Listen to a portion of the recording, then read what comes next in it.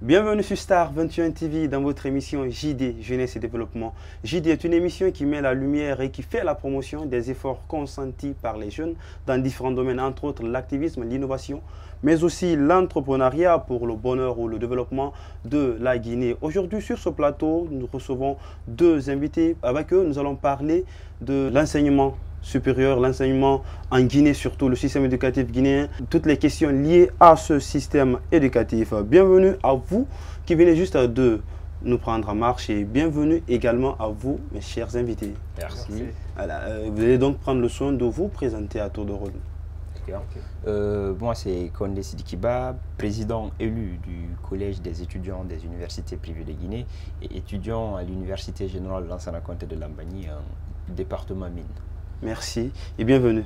Et vous également. Moi, je suis Diallo Mohamed Malado, étudiant à l'université Nongo Conakry et le responsable élu au niveau des affaires juridiques, économiques et sociales et aussi de la formation du Collège des étudiants des universités privées de Guinée. Merci. Un collège qui nous intéresse beaucoup et dont nous allons parler dans cette émission. Mais avant tout, je vais juste vous poser cette question. Quel aperçu général faites-vous sur l'enseignement supérieur en République de Guinée? Bien, personnellement, je pense que l'enseignement supérieur en République de Guinée a un aperçu visible et très strict. Je pense que c'est selon les programmes d'enseignement, l'enseignement doit être de qualité, de forme, et j'apprécie un tout petit peu ce plan. Sauf que la mise en place pose problème aux éducateurs et à ceux qui sont dans les universités.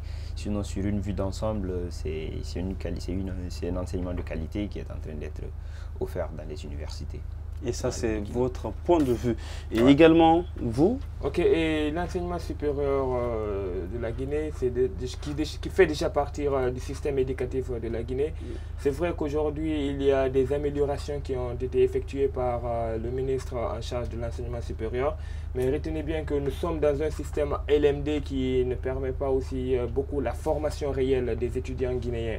Vous voyez, parce qu'avec le contexte auquel nous vivons, les étudiants là sont confrontés à des différents problèmes grâce à ce système LMD qui toutefois a des avantages aussi. Donc actuellement, aujourd'hui, nous pouvons reconnaître que ce système, il y a des améliorations, mais il y a aussi quelques problèmes auxquels il est lié. Et ces problèmes, par exemple, quels sont réellement ces problèmes, selon vous? Surtout, vous savez, avec le système LMD où on dit que, vous savez, il y a 105 heures dans une matière et le professeur qui doit enseigner le cours, il n'a que 45 heures de cours magistral à donner et 105 heures pour l'étudiant en question. Et cet étudiant ici qui est censé mener des recherches ou faire des recherches pour améliorer sa formation n'est pas en mesure de le faire suite peut-être à des occupations personnelles ou par manque de temps ou etc. Oui, effectivement. Donc c'est réellement l'un des problèmes ici qui touche un peu ce système universitaire ou ce système éducatif guinéen. Vous partagez également son avis? Effectivement. Bien sûr que les problèmes existent, c'est comme tout système d'ailleurs sur Terre. Donc on peut dire que le système LMD n'a pas forcément sa place en Guinée pour le moment. Ah là, parce que là, vous remettez en cause. Oui, effectivement, parce que si vous regardez même parmi toutes les universités auxquelles il y a des classements qu'on effectue par compétition en Afrique ou dans le monde, nous ne voyons pas la Guinée ressortir, les différentes universités ou l'enseignement supérieur de la Guinée ressortir face à ces différents autres systèmes d'enseignement supérieur comme le Sénégal, le Maroc, l'Afrique du Sud, etc. Vous voyez. Donc là, c'est un autre problème aussi. Et également, il y avait eu des réformes réalisées par le ministère de l'enseignement supérieur, bien sûr, concernant l'orientation des élèves après le bac, c'est-à-dire des élèves une fois à l'université. Et là, il y a eu tout un tas de problèmes, surtout concernant l'orientation des étudiants vers les universités privées. Là, il y a eu plus d'étudiants, ou il y a eu des étudiants orientés vers les universités publiques carrément que les universités privées. Quelles sont vos impressions face à une telle situation? Bien, nous ne sommes pas contre la réforme parce que toute réforme vient avec de nouvelles activités et toute réforme a ses acquis. Et nous sommes d'accord avec cette réforme-là. Mais la manière dont la réforme s'est passée, les résultats qu'ils ont communiqués après la réforme, c'est de cela nous sommes contre un tout petit peu. Parce que lorsque nous voyons un tout petit peu qu'après la réforme, qu'il n'y ait pas d'orientation dans les universités privées et qu'on pense qu'ils sont en train de faire du mal aux universités privées, je dirais que ce n'est pas tout à fait normal. Parce que ce sont les étudiants qui existent dans ces universités privées qui vont prendre les conséquences. L'exemple, il est simple. Une université appartient à un individu et elle est considérée comme une entreprise. Est-ce que vous comprenez? Et lorsque cette entreprise-là, elle ne fonctionne pas, ce sont les travailleurs qui sont dans cette entreprise qui en pâtiront. Parce que le propriétaire de l'entreprise, il pourra investir ailleurs son financement. Donc, pour faire le lien des deux, imaginez qu'on n'oriente pas dans les universités privées. Et nous le savons tous que pour investir dans la qualité, dans l'innovation et même dans le succès des universités, il y a une condition sine qua non. Cette condition, c'est qu'il y a des étudiants et ces étudiants vont générer des revenus que l'État pourra éventuellement payer à ces universités. Et ce sont ces montants-là qui vont permettre à ces fondateurs et à ces encadreurs de ces universités d'investir dans la qualité, dans l'innovation et même d'amener beaucoup plus d'équipements et de chercher des meilleurs professeurs. Imaginez qu'il n'y a pas d'orientation dans ces universités, le coût de financement des fondateurs de ces universités baissent. Et lorsque cela baisse, ils n'auront plus la capacité d'investir pour acheter le matériel, pour la formation des étudiants, de chercher des professeurs qui sont capables d'enseigner les cours qu'il faut. Ils vont même diminuer la masse salariale ou même le personnel administratif dans le souci de ne pas aller en faillite. Et retenez bien que dans ces universités, ce sont des jeunes Guinéens qui sont formés. Ce sont des jeunes Guinéens, je dis bien, qui sont formés sur le territoire guinéen.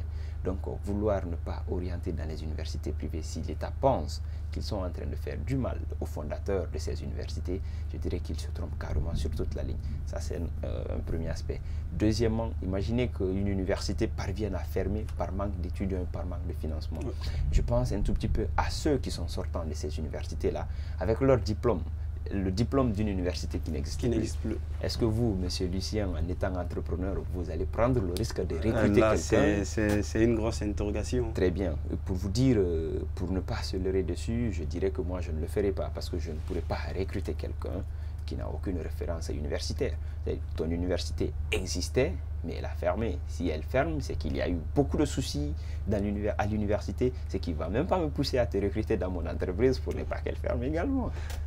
Donc, c'est pour vous montrer à quel point la réforme elle est bonne, mais à quel point l'État n'a pas eu à pousser les réflexions, comment mener à bon train ces réformes-là. Et pour terminer, je dirais vraiment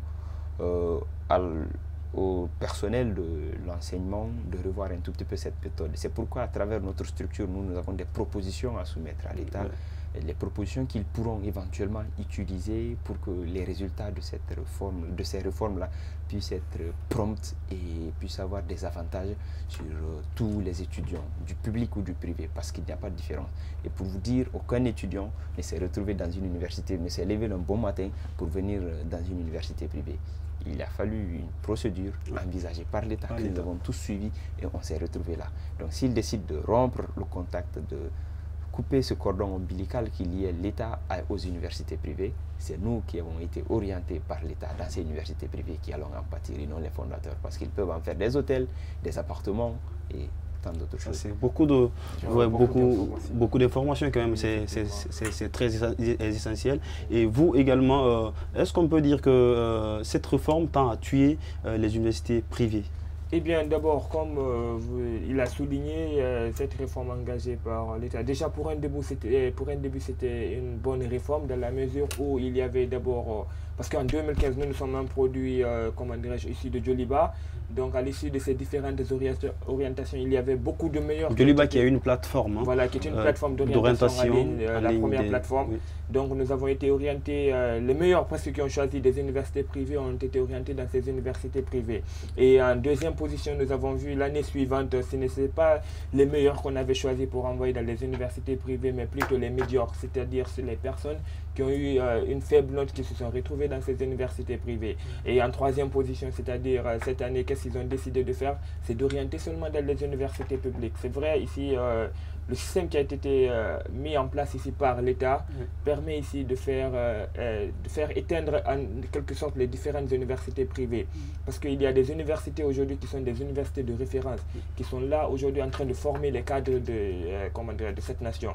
Et si l'État n'arrive pas à orienter dans ces universités privées-là, cela va causer un choc au niveau de l'employabilité jeune.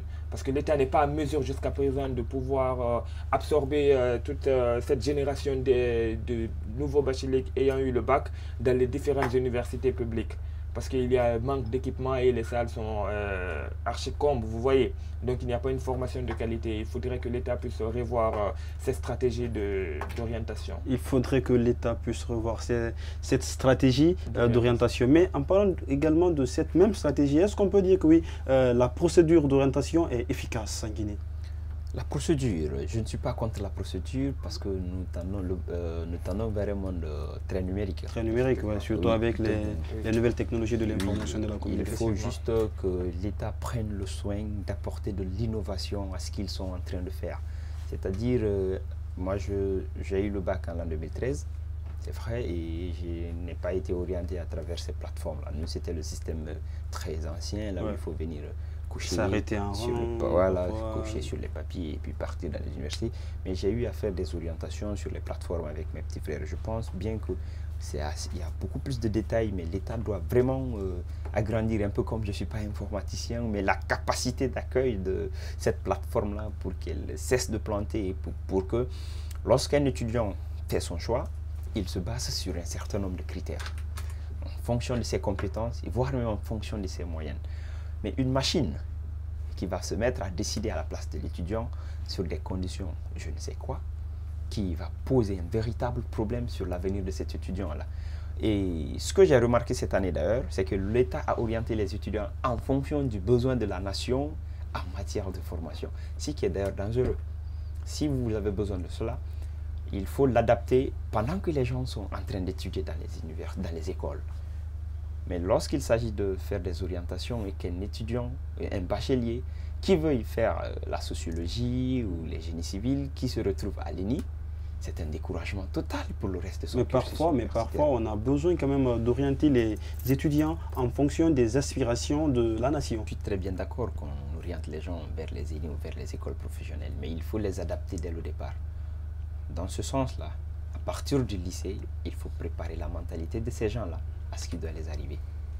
Mais si d'un seul coup, après tout ce que tu fais, tu te prépares depuis la 10e année pour être sociologue ou pour être ingénieur des mines, et un beau matin tu te retrouves à l'ENI, ça va être très compliqué de cerner les deux. Oui. Mais si la mentalité des élèves est déjà préparée par rapport à cela, je pense que ça ne posera pas problème. Et je suis même un défenseur des orientations. Je veux vraiment que les gens partent vers les ENI pour que l'éducation puisse être beaucoup plus et moins de défaillance, pour que les gens qui sont à la hauteur soient maintenant dans les classes, les gens qui ont de la pédagogie. Mais il faudrait vraiment que l'État puisse revoir cette stratégie d'orientation pour que les gens, les bacheliers soient satisfaits de leur orientation, parce que ça a un grand poids sur les étudiants. Oui, réellement, ça a sûrement un grand poids sur les étudiants. Mais quelque part, moi, réellement, ce que je vois, l'un des problèmes de notre pays, est-ce que ça ne se situe pas au niveau de la réticence des étudiants à aller vers ces écoles professionnelles? Ok, vous savez, ici, l'étudiant guinéen, il aime toujours ce qui est du luxe. Ouais. Vous voyez, et dire qu'on va l'envoyer dans une école professionnelle, il va se dire non, c'est moi j'ai eu mon bac, je ne peux pas aller dans une école professionnelle. Il pense que réellement c'est seulement au niveau de ceux qui sont limités au bac, ou bien qui n'ont pas eu le bac, ou bien de ceux qui ont seulement eu le brevet, qui sont censés partir dans ces écoles professionnelles. Mais non, parce que l'État, aujourd'hui, la politique de l'État, c'est de former des ingénieurs. Le président, le professeur Alpha Condé, il a signalé cela. Que lui, son objectif aujourd'hui, c'est de former ici des ingénieurs, parce que c'est ce que la nation a besoin. Et il faudrait qu'il y ait quand même une conscientisation à partir de la base. Le problème qui se trouve aujourd'hui au niveau de l'enseignement supérieur, c'est un problème qui est venu depuis l'enseignement secondaire. C'est de là-bas où il y a eu soit une mauvaise communication ou bien une mauvaise mise en place d'une stratégie qui va permettre aux bacheliers de pouvoir s'orienter dans ces écoles professionnelles. Parce que quand vous êtes bachelier, on ne va pas vous dire qu'il faut vous orienter dans les écoles professionnelles. Non, aucun professeur ou aucun directeur ne va t'enseigner cela pour partir directement. Même si toutefois ils ont eu à faire l'école professionnelle, ils vont te dire non, il faut choisir une bonne université où tu vas aller te former ou voire même voyager. Mais or, c'est l'école professionnelle qui est en train de former ces techniciens qui vont être sur le terrain. Et c'est de ceux-ci dont on a besoin réellement. Il faudrait qu'on retrouve une nouvelle stratégie de communication dès la base pour inviter beaucoup plus les étudiants ou les élèves qui auront leur bac dans les écoles professionnelles. Ça fait du bien déjà de vous entendre, étant oui, vous avez quelque chose à dire également. Au-delà de l'aspect luxueux, au-delà de l'aspect luxueux, je pense que si l'État veut vraiment donner, que les gens soient orientés vers les écoles professionnelles, les ENI, c'est à l'État de donner de la valeur à ces départements, de donner de la valeur à ces secteurs d'éducation, créer de l'envie chez les étudiants, montrer vraiment aux étudiants, voilà l'importance que suscitent ces écoles professionnelles, voilà l'importance de ces ENI-là. Mais si l'État lui-même n'accorde pas de la valeur à ceux qui sortent de l'ENI, comment voulez-vous que les enfants ou les jeunes qui viennent puissent passer dans ces ENI-là? C'est extrêmement compliqué. Donc, c'est à l'État, premièrement, de donner de la valeur aux écoles professionnelles. Et ensuite, les gens emboîteront le pas, sûrement. Et c'est très important. Et déjà, quelle différence vous parvenez à faire entre le niveau d'enseignement dans les universités privées et publiques? Le niveau d'enseignement dans les universités publiques et privées, déjà, retenez bien qu'actuellement, avec les universités privées, c'est aussi des professionnels. Des personnes qui ont eu déjà le master ou bien le doctorat, voire de. Mais par contre, il y a des universités dans lesquelles les professeurs n'ont même pas un master. Hein. Oui, effectivement, aussi. Il y a des universités privées. Oui, des universités privées. Vous savez, depuis la mise en place du libéralisme avec la Deuxième République, là, où chacun pouvait se créer une activité commerciale et régénératrice. Donc aujourd'hui, chacun ne cherche que son intérêt personnel.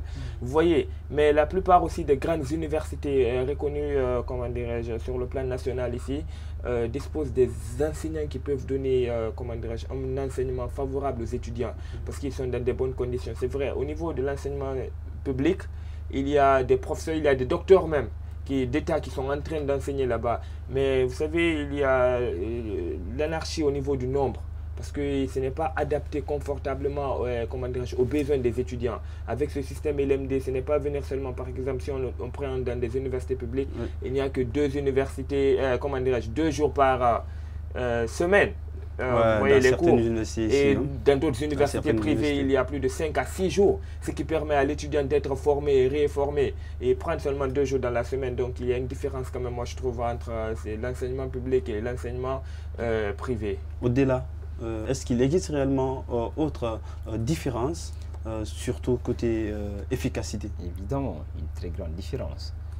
D'un point de vue infrastructure, les universités privées sont mieux équipées en infrastructure que les universités publiques. C'est palpable. Je prends l'exemple sur la plupart des grandes universités, comme il vient de le dire. Non seulement en matière d'infrastructure, ils sont là, mais en matière d'équipement, il n'y a pas match. Ça, c'est la vérité. Nous avons visité les universités techniques en République de Guinée, à l'occurrence Gamal Abdel Nasser, si je me le permets, et faites un tour dans les laboratoires de génie, dans les laboratoires à Gamal. Venez faire un tour dans les laboratoires des universités privées. Vous comprendrez un tout petit peu qu'il y a une très grande différence. Et au-delà, dans les universités publiques, le nombre est là. Si les recteurs pensent qu'orienter tous les bacheliers dans les universités publiques pourrait faciliter ou pourrait générer beaucoup plus de revenus à l'État, ils se trompent. Parce que le budget d'une université publique s'élargit en fonction du nombre d'étudiants qu'elle reçoit. Et je vous dis bien, les universités sont restées telles qu'elles sont. Toutes les universités publiques. Elles ont l'habitude de recevoir le même nombre d'étudiants.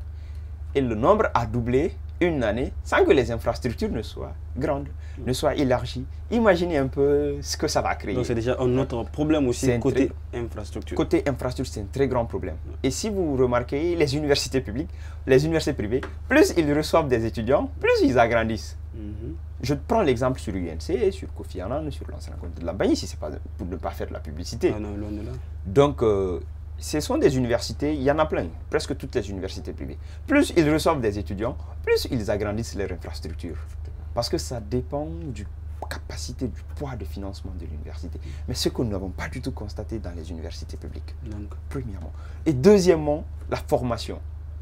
Nous avons la chance. Dans les publics, ils vont dire qu'il y a beaucoup de docteurs. C'est vrai, hein, ils disposent des docteurs. Mais des docteurs qui enseignent des programmes de combien d'années? Peut-être des années 50, des années 60, des années 80. Et nous, contrairement aux universités privées, chaque année, il y a de l'innovation. Ils adaptent le programme au système international. Et ce qui est tout à fait normal. Il y a de ces universités, c'est un honneur de dire aujourd'hui qu'il y a de ces universités privées en Guinée qui appartiennent à l'espace CAMES. Et quelle est l'université publique si ce n'est pas la médecine de Gamal qui appartient à l'espace CAMES? Et c'est vraiment là où les plus grandes universités africaines se retrouvent. Et c'est une fierté.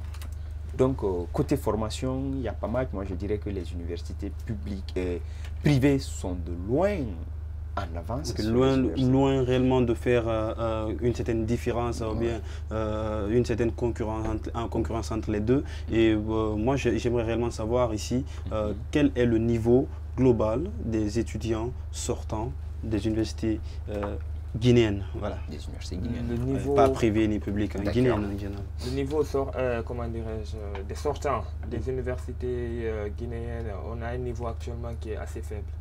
Assez faible. Assez faible. Vous savez pourquoi? Est-ce qu'il mesure le poids de oui, pourquoi? Parce que là, aujourd'hui, l'enseignement qu'on donnait, c'est vrai, aujourd'hui, nous sommes avec la nouvelle ère qui est l'ère numérique. Mais si nous prenons au niveau des 100% des étudiants qui sont en train de sortir, il n'y a pas, il n'y a pas plus de 90% aussi qui disposent de tous ces outils de l'ère numérique. C'est vrai qu'il y a des Android aujourd'hui, mais un étudiant doit être en mesure aussi d'avoir soit un PC portatif ou une tablette qui va lui permettre de pouvoir, comment dirais-je, travailler à chaque moment. Et l'étudiant guinéen, comme je l'ai signalé avant, c'est un étudiant qui est paresseux, qui veut quelque chose de facile. Et dans le marché de l'emploi, personne ne cherche de la médiocrité. Toutes les personnes ou bien tous les entraîneurs, voilà, vous voyez les bons produits sur le marché. Et quand nous prenons aujourd'hui ces étudiants qui sortent, ne se sont pas formés. Parce que ce que moi j'ai compris en Guinée, la formation, c'est l'auto-formation en fait ici. Même vous qui êtes là aujourd'hui, c'est grâce à, peut-être vous avez suivi la formation, mais vous êtes auto-formé pour être très bien compétent sur le marché de l'emploi. C'est ce qui manque à beaucoup d'étudiants sortants, qui ne s'auto-forment pas et qui ne s'accentue seulement que sur la formation, académique, les cours voilà, qu'on donne à l'école. Or, il y a des formations qui peuvent accompagner l'étudiant dans le marché de l'emploi à travers des formations de 6 mois, ou bien des certificats, ou bien des formations dans le domaine de l'entrepreneuriat, le développement local, etc. Donc, ce genre de formation, l'étudiant n'est axé seulement que sur son cours. Et à la fin, il obtient un diplôme de licence. Et se glorifie de ce diplôme, voilà, mais réellement, licence, vous voyez, en réalité, bon, il n'y a pas un manque de formation quand même là au niveau de l'étudiant. Et en général, avec cette formation académique surtout, et loin de la formation professionnelle, c'est-à-dire on a des étudiants ici qui finissent la licence sans pour autant faire des stages quelque part. Et bon, c'est vrai, parfois on dit qu'il n'y a pas de conditions, mais il y a d'autres quand même qui parviennent à le faire. Est-ce que oui, vous avez une idée sur l'emploi que ces étudiants guinéens parviennent à occuper parfois? Bien, oui, évidemment, parce que je suis étudiant, mais pour ne pas être d'avis avec mon ami, le niveau, il n'est pas assez faible. Moi, je dirais qu'il est moyen. C'est juste que toutes les conditions ne sont pas mises à la disposition des diplômés ou de l'étudiant guinéen pour que le niveau il soit excellent. Parce que comment voulez-vous, avec le système LMD que l'État guinéen a envoyé, qu'un étudiant puisse avoir un niveau excellent avec la manière dont le cours il est enseigné. Donc ça, c'est aussi réellement un autre problème. Oui.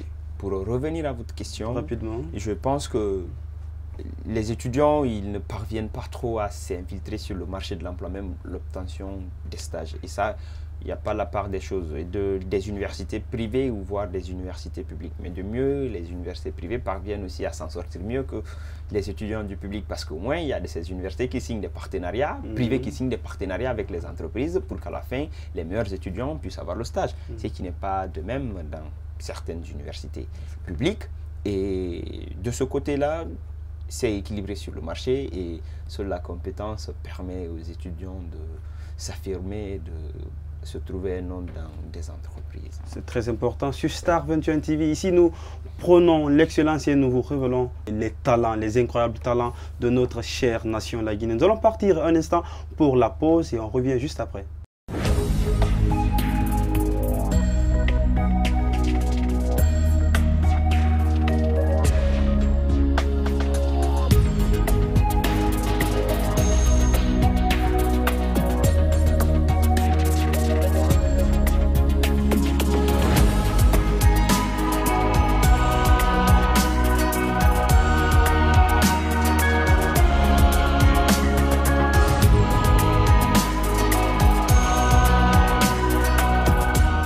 De retour donc sur ce plateau de Star 21 TV, la télévision de vos attentes dans votre émission JD Jeunesse et Développement, une émission qui met la lumière et qui fait la promotion des efforts consentis par les jeunes dans différents domaines, entre autres l'entrepreneuriat, l'innovation, mais aussi l'activisme. Sur ce plateau, avec nos deux invités qui nous viennent des universités privées de la Guinée, oui, surtout de Conakry, parce que oui, toutes ces deux universités sont de Conakry. Avec eux, nous parlons du système universitaire guinéen, avec cette question surtout qui revient souvent. Est-ce qu'on peut dire que oui, les moyens mis à la disposition du ministère de l'enseignement supérieur sont suffisants pour l'amélioration du système éducatif guinéen?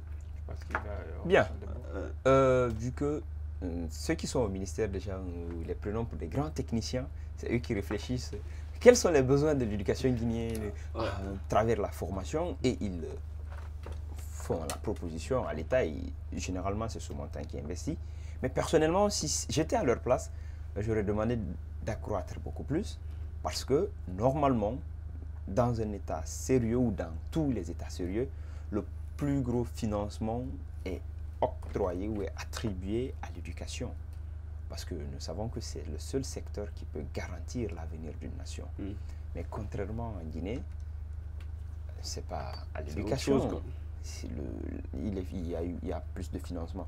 Et sur une vue d'ensemble, que ce soit le secondaire et les universités, c'est le même constat. Et si vous avez remarqué, c'est en période d'examen où l'État même déploie beaucoup plus de moyens, où l'État met beaucoup plus de principes sur le financement et même la rigueur dans l'enseignement. Normalement, ça doit être continuel, ça doit être le quotidien du Guinéen, que vraiment l'éducation soit beaucoup plus soutenue. Je prends juste l'exemple du Ghana, qui investit beaucoup dans l'éducation, et aujourd'hui, nous avons vu comment est-ce que le Ghana se positionne par rapport aux autres États. En matière de développement. En matière de développement. Et vraiment, les Guinéens quittent pour aller apprendre au Ghana et revenir. Et se faire un nom dans le secteur de l'emploi. Donc, je pense bien que la Guinée devrait en faire autant, financer beaucoup l'éducation nationale et attendre le résultat. Et Inch'Allah, ça ira très loin. Et surtout, vous êtes là, oui, vous avez... Bien, toujours pour ajouter quelque chose à ce qu'il vient d'énumérer, là, c'est toujours par rapport aux moyens que l'État devrait mettre à la disposition de l'enseignement supérieur. Déjà, si nous prenons d'abord sur les moyens humains, il faudrait qu'il y ait une bonne ressource humaine qui sera capable de former ici ces futurs cadres de la nation. Vous voyez, qu'on arrive à chercher des bons professeurs qui sont de l'extérieur, de la diaspora, qui reviennent en Guinée, même des professeurs qui sont de la Guinée, qu'on les recherche, qu'on les envoie dans les universités publiques ou privées, qu'ils essaient de former très bien l'étudiant guinéen et qu'on puisse le mettre à la pratique aussi, pas seulement qu'à la théorie, parce que c'est seulement la théorie qu'on nous enseigne. Il y a beaucoup de théorie que de pratique. Donc il faudrait qu'on mette de la pratique. Et si nous prenons au niveau des moyens financiers, il faudrait que l'État investisse beaucoup par rapport à ce domaine, l'éducation. Parce que si vous comparez la Guinée au Sénégal, le Sénégal est aujourd'hui à son budget, 40% de son budget alloué à l'éducation. Pourquoi pas la Guinée? Aujourd'hui, tout notre budget alloué à l'armée ou non, je ne sais quoi.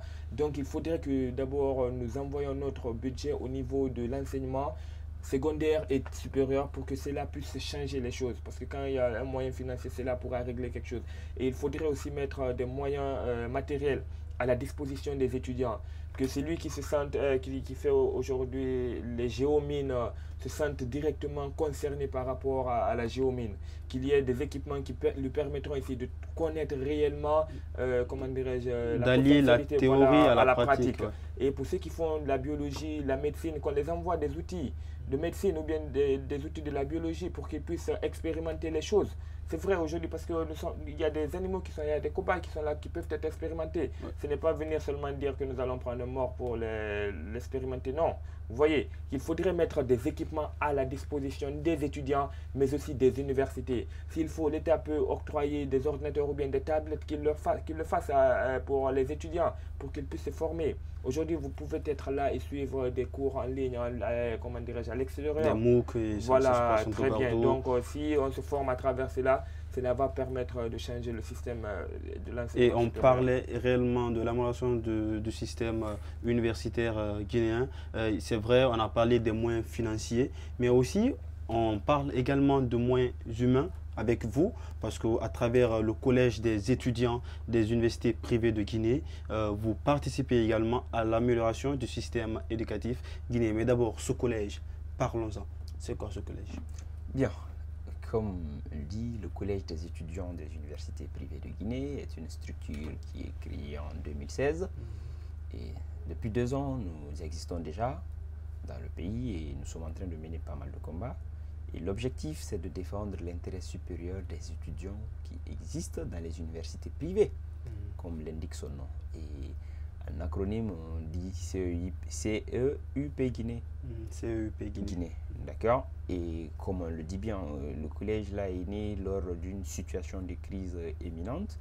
Il y a eu un moment où vraiment l'État était en train de rompre le cordon entre les universités privées et avec les universités privées, j'allais dire.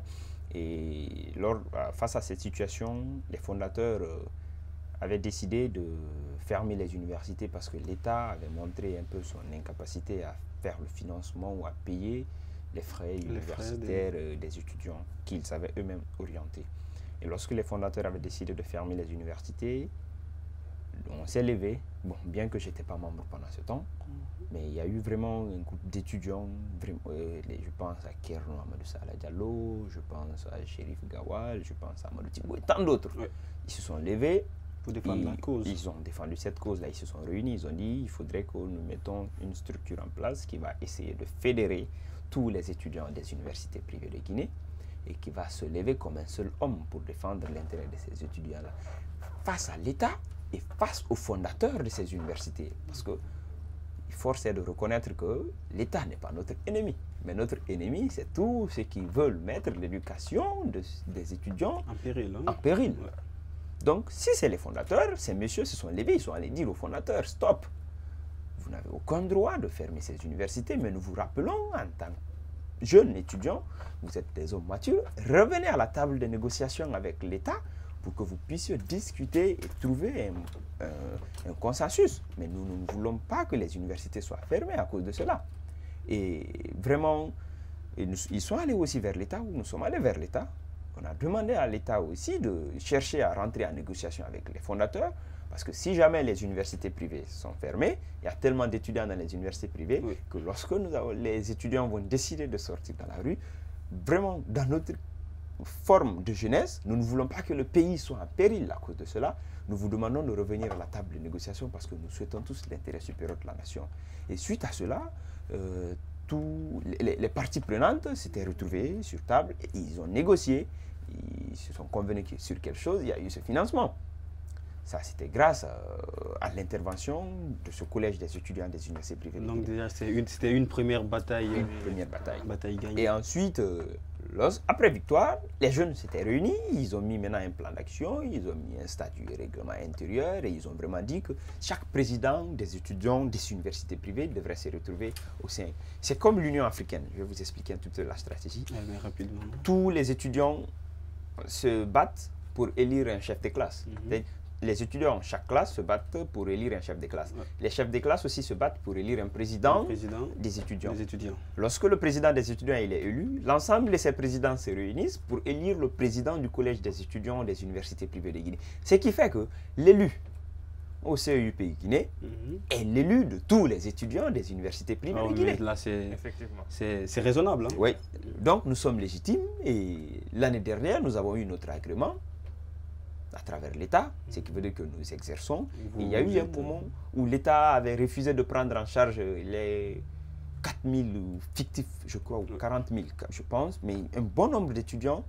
C'est grâce à la participation du collège des étudiants des universités privées. Parce que nous avons rappelé à l'État que s'il y a eu des fictifs, nous ne sommes pas contre. Ou nous ne dirons pas qu'il n'y a pas de fictifs. Nous sommes contre les fictifs, mais nous ne dirons pas qu'il n'y a pas de fictifs dans nos universités. Mais vous aurez dû mettre des stratégies en place pour ne pas qu'il y ait des fictifs. Donc, selon vous, c'est la faute à l'État? Normalement, avant d'orienter, prenez le soin de tamiser les choses. De voir qui réellement doit partir dans ces universités. Mais si vous laissez les gens s'orienter dans ces universités, ils ont suivi 2 ans de cours, d'autres 1 année de cours. Après, vous venez vous dire vraiment vous n'êtes pas légitime de ces universités-là. Ça devient compliqué.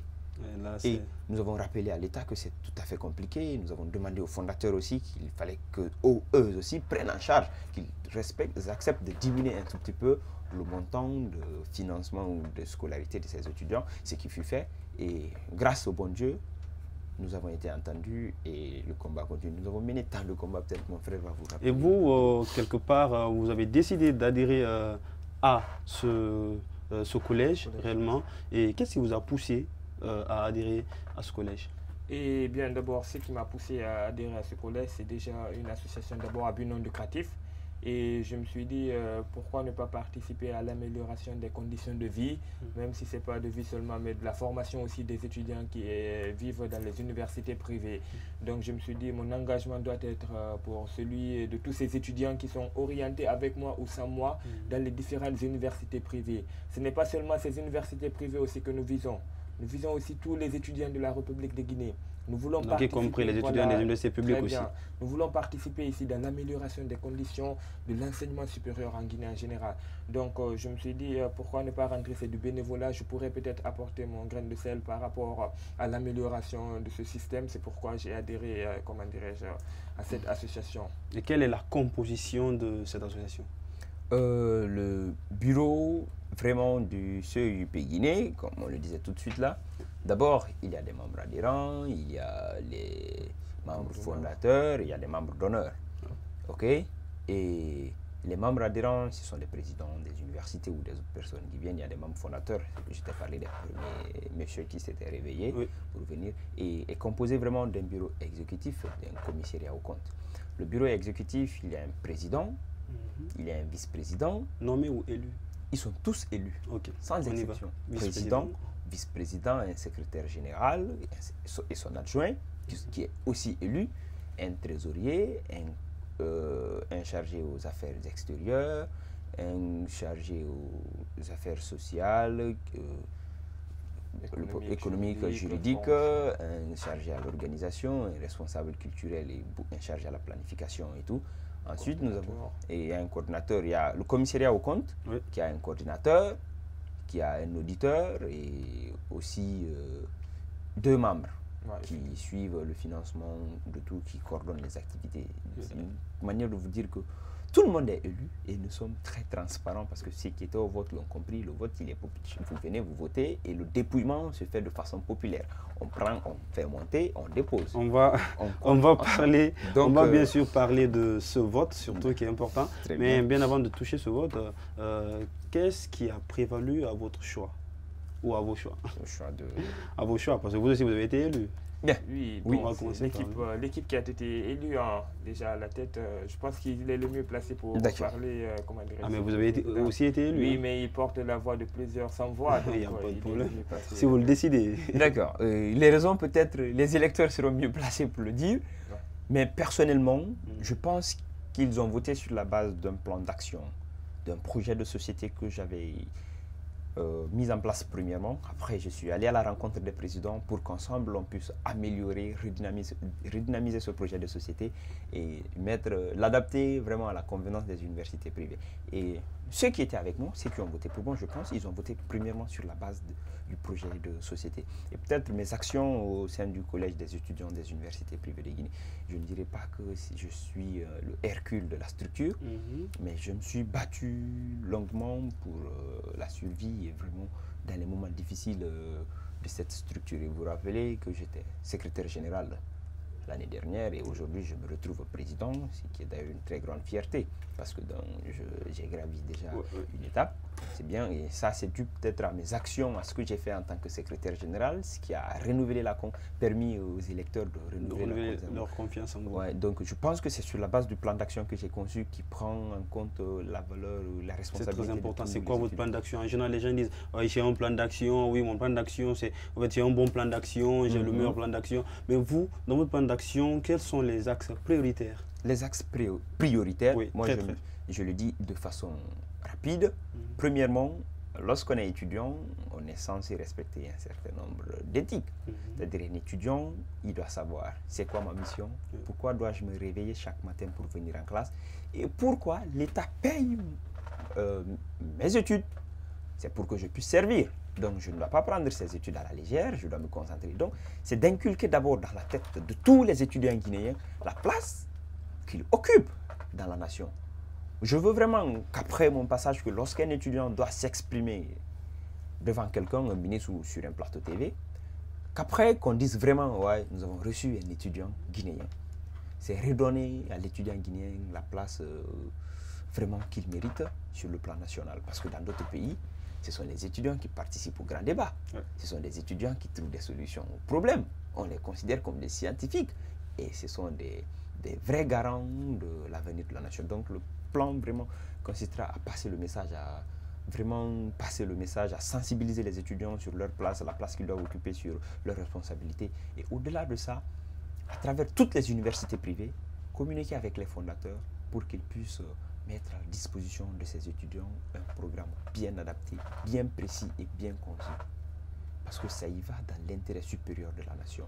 Lorsqu'une université a un programme international, il rend son étudiant compétitif sur le marché international.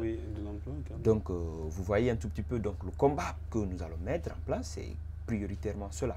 Nous voulons vraiment que sur l'ensemble du territoire national, lorsque vous êtes d'une université privée, que vous ayez vraiment la force de communiquer, la force de représenter la nation guinéenne partout et que vous soyez excellemment bien à la pratique. Merci, monsieur Sidi Kiba, c'est très important et très intéressant. Et vous également, vous avez été élu et non nommé. Oui. Alors, qu'est-ce qui a prévalu à votre choix?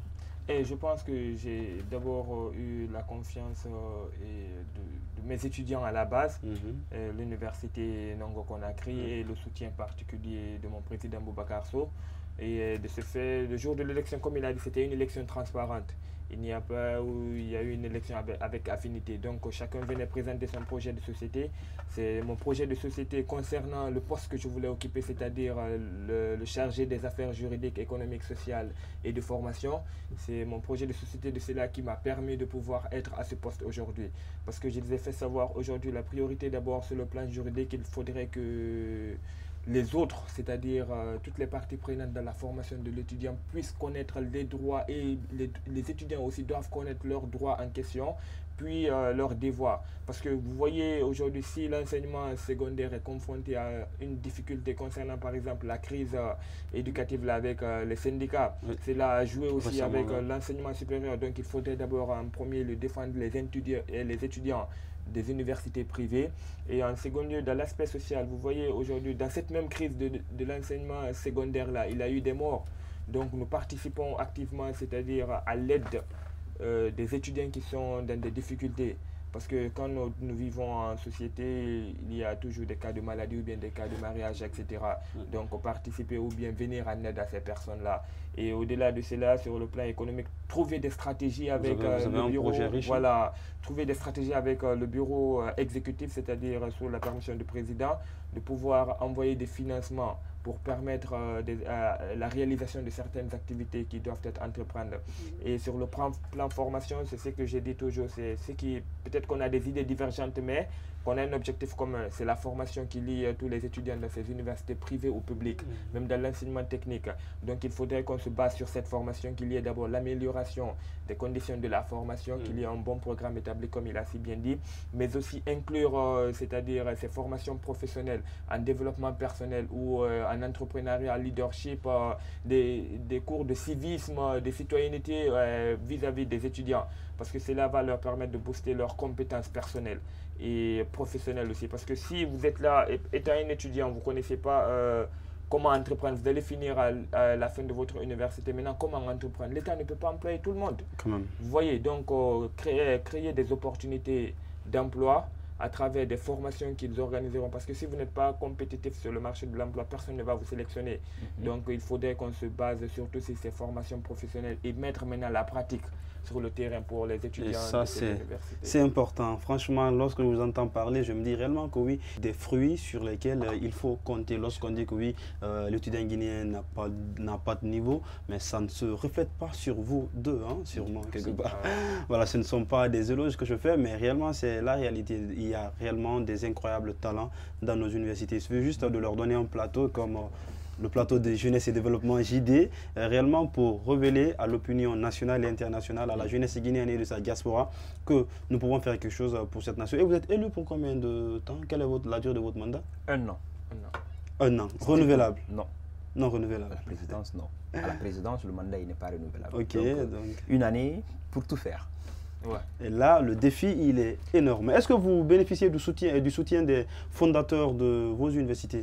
Du soutien tant moral que financier, parce que parfois c'est important, vous avez besoin de réaliser des activités, des formations, et vous avez besoin parfois de payer le formateur, mobiliser, tout ça. Est-ce que vous bénéficiez du soutien? Comment vous faites réellement? Effectivement, nous bénéficions de quelques soutiens de la part des fondateurs à travers la CRESUP, qui est la chambre représentative des fondateurs des universités privées, qui aussi se bat pour que nous puissions vraiment, la structure puisse vraiment être construite à travers une cotisation.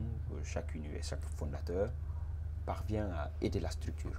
Mais ça n'a rien à voir, je vous dis bien, ça n'a rien à voir avec l'intégrité de la structure à travers même ces fondateurs qui nous permettent de réaliser nos activités. C'est pourquoi cette année, dans notre plan d'action, on a même prévu d'être autonome financièrement.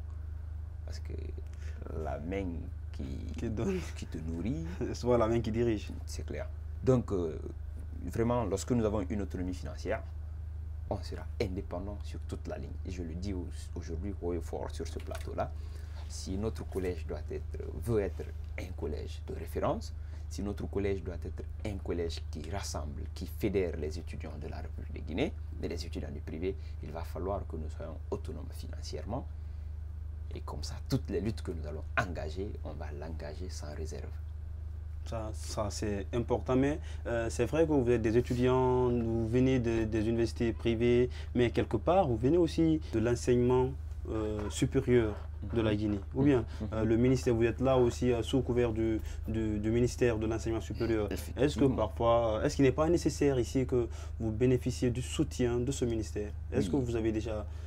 À travers ce plateau, d'ailleurs, je salue le ministre Ablaye Baldé, qui ne ménage aucun effort d'ailleurs pour la réussite de la structure. À chaque fois que nous avons besoin de lui, il est là en tant que grand frère, en tant que père d'ailleurs, pour nous donner des conseils, voire même quelque part nous donner quelques transports pour nos déplacements, parce qu'on roule très généralement sous fonds propres.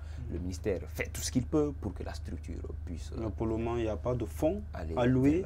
Oui, de la part du ministère, il n'y a pas de fonds alloués à la structure, pour que chaque fois qu'on finance nos activités, non, il n'y a pas ça. Mais, comme je l'ai dit, notre vision, c'est de créer des grands projets, créer des compétitions entre les universités, des compétitions qui seront capables de nous générer des revenus, qui vont nous permettre de financer les activités, de financer les formations de ce collège des étudiants des universités privées de Guinée. Merci Sidiki Ba. Nous sommes pratiquement à la fin de cette émission. Monsieur Malado, vous avez cette caméra en face de vous et vous allez adresser un message à tous les étudiants des universités privées et publiques de la Guinée. Ok, mon mot de remerciement à l'endroit de tous les étudiants. D'abord, avant de clôturer cette émission, j'aimerais vous inviter personnellement le jour de la remise de notre 9e promotion sortante de l'université Nongo Conakry, qui aura lieu ce 30 juin 2018 au stade du 28 septembre. Donc vous êtes tous conviés à participer à cet événement. Et aussi, il y aura la journée culturelle et pourquoi pas le bal. Donc un grand remerciement d'abord à l'endroit de tous ces étudiants qui s'activent matin, midi, soir pour l'épanouissement, c'est-à-dire de la nation à travers les différentes formations, à travers les différentes activités qu'ils sont en train d'entreprendre, pour leur dire que toute chose, rien n'est facile pour un début. et qu'entre l'impossible et le possible, il n'y a qu'une seule différence, c'est le I et le M. Donc il faudrait supprimer ces deux lettres et pouvoir atteindre la possibilité. C'est pourquoi j'invite tous les étudiants à être persévérants. Inch'Allah, nous allons prendre le contrôle un jour de ce pays-là. Et je vous remercie. Et merci à vous également. Et monsieur Sekiba, vous avez aussi votre caméra en face et vous allez vous adresser cette fois pas aux étudiants, mais à l'État sûrement, ou aussi aux fondateurs de l'université. D'accord. Bon, j'aurais préféré m'adresser aux étudiants vu que je suis leur président. Alors vous commencez rapidement, après vous revenez. Ok. Vraiment, à l'État et aux fondateurs, c'est de leur dire de revenir en tout cas sur la table de négociation pour que les orientations reprennent dans les universités. Parce que les conséquences sont énormes sur la société guinéenne, tant sur le plan social que sur le plan économique. Quand je pense à la bonne dame qui revend les petits fruits dans les universités, lorsque l'université fermera, elle n'aura plus de capital et sa famille, sûrement, c'est une forme de pauvreté. Ouais. Donc vraiment, je demanderais vraiment à l'État de revenir sur la table de négociation, revoir un peu sa stratégie de communication et sa stratégie d'orientation en faveur de ces universités privées, parce que c'est nécessaire. C'est pas une obligation, mais c'est une nécessité pour la nation guinéenne. Et aux étudiants, aujourd'hui, il m'échoit l'honneur d'être le président du collège des étudiants des universités privées de Guinée. Comme je l'ai dit à tout moment, je veux être un président qui rassemble, un président qui fédère, un président qui ressemble à tous les étudiants de la République guinéenne. Je veux être le miroir de tous ces étudiants pour qu'ensemble, on puisse se donner les mêmes pour changer la donne, pour qu'ensemble, nous puissions hisser le drapeau national plus loin.